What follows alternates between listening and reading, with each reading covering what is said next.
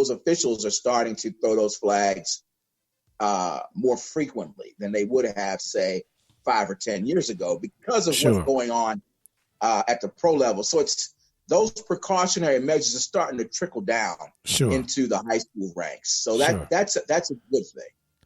Well, you don't see a lot. Yes.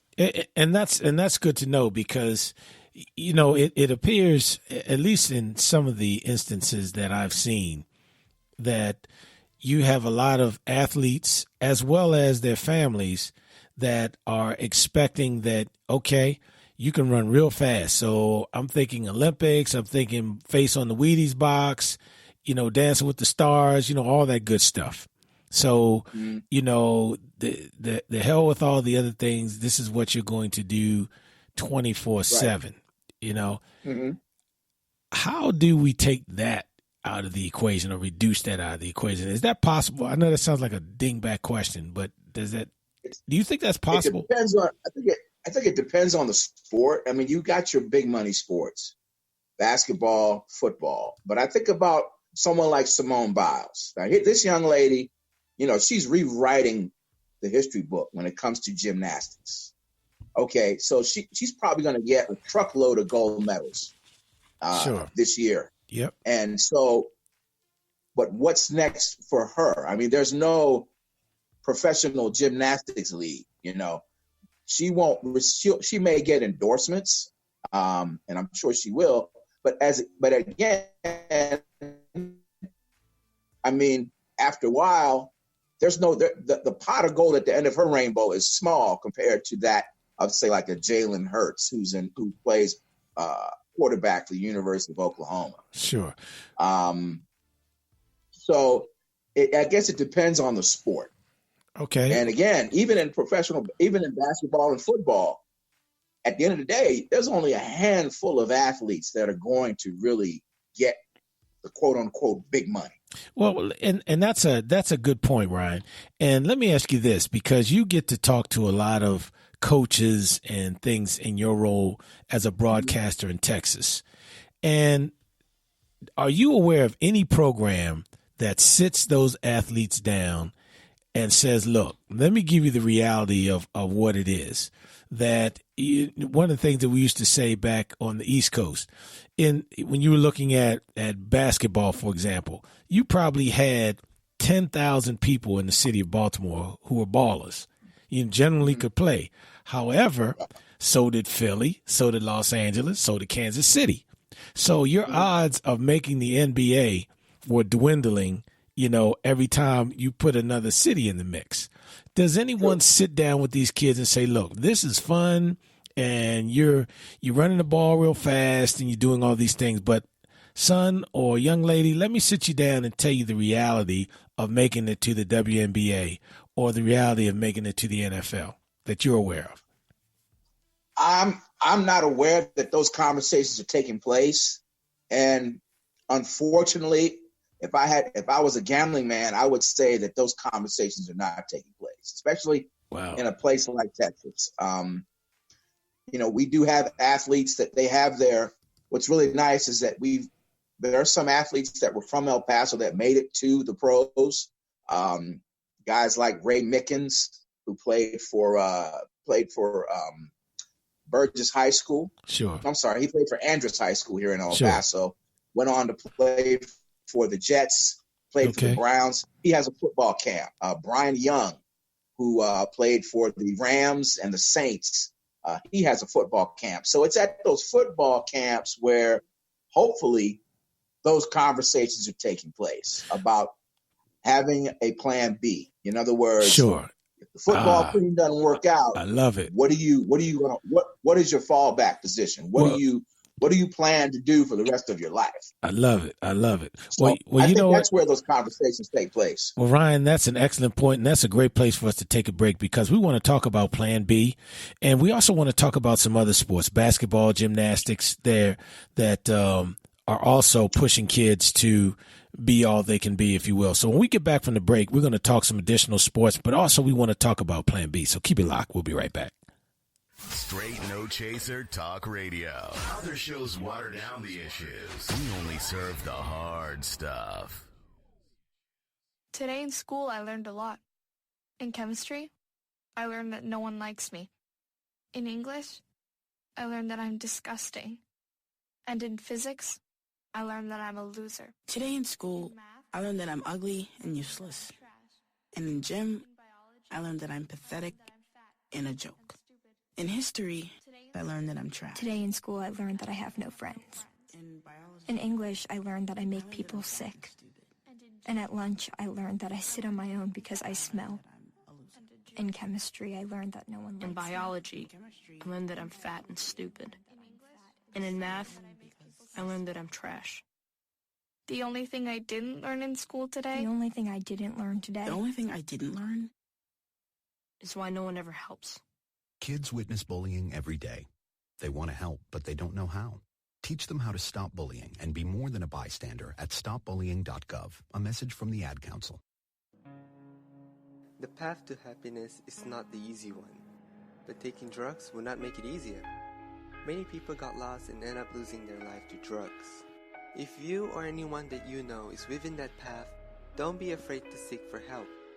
Visit www.adk.gov.my for information related to drug abuse. So, know your path.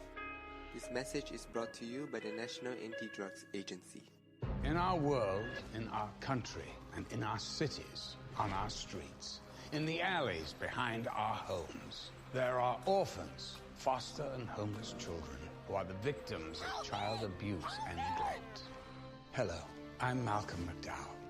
Now, 80% of these children will end up homeless, and 60% will end up in prison without our help. They're good kids with bad parents, or no parents at all. They feel helpless, unloved, and full of despair.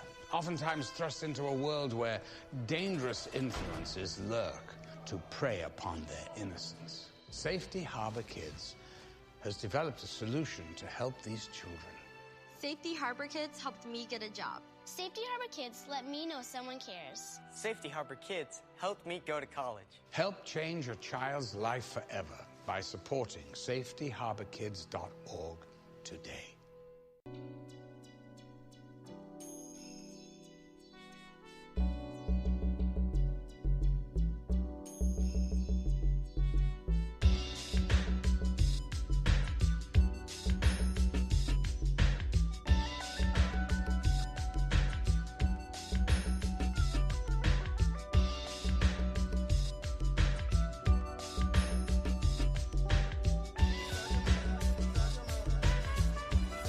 Hey, folks, we are back. Thank you for joining us on Straight No Chaser. If you're coming back, you know we're talking about high school athletics and do we push the kids too hard? You know, do we? What are we doing?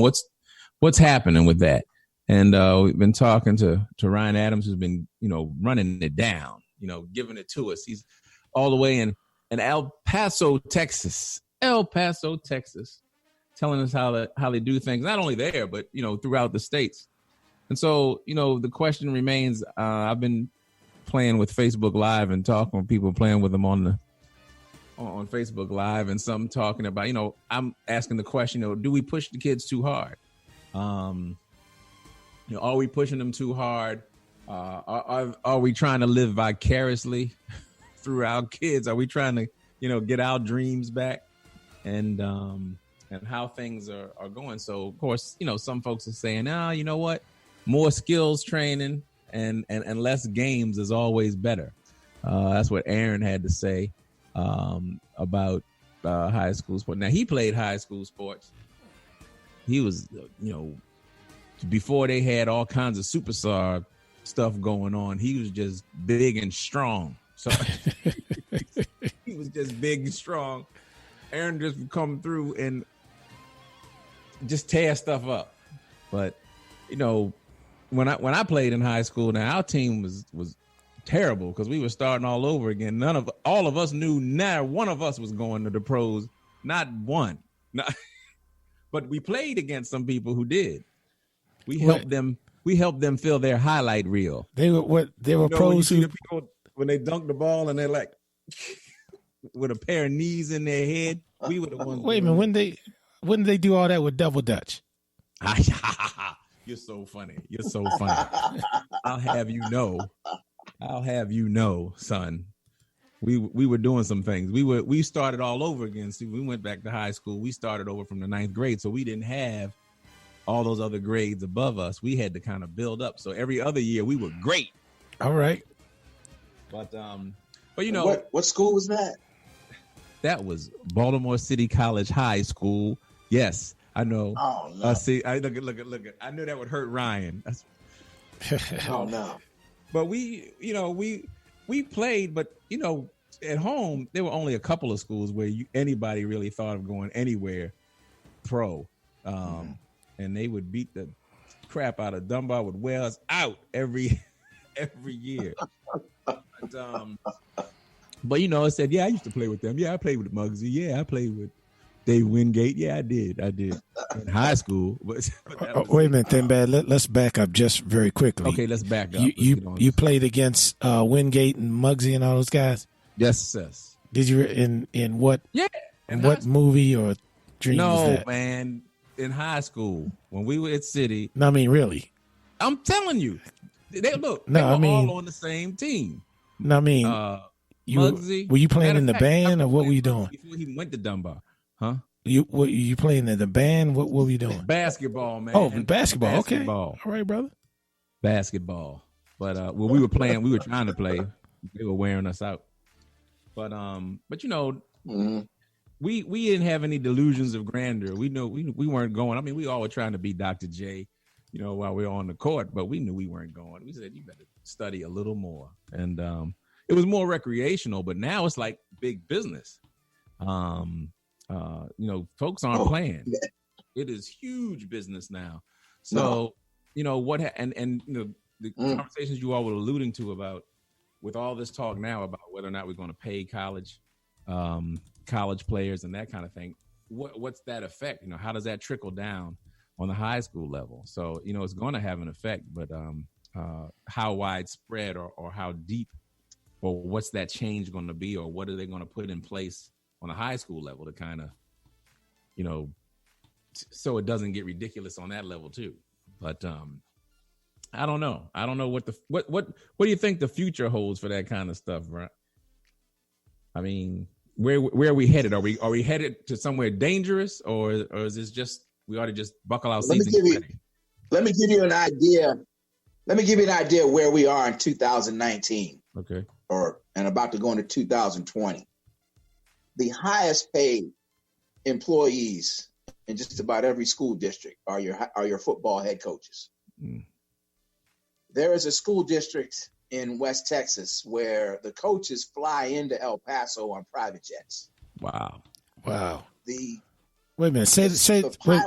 Hold on, Ryan. Say that one more time, because that needs to sink in. Again.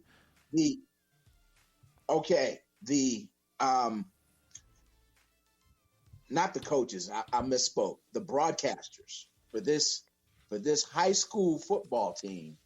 Wow. The broadcasters flying on private jets, and the pilot of that private plane is also their spotter.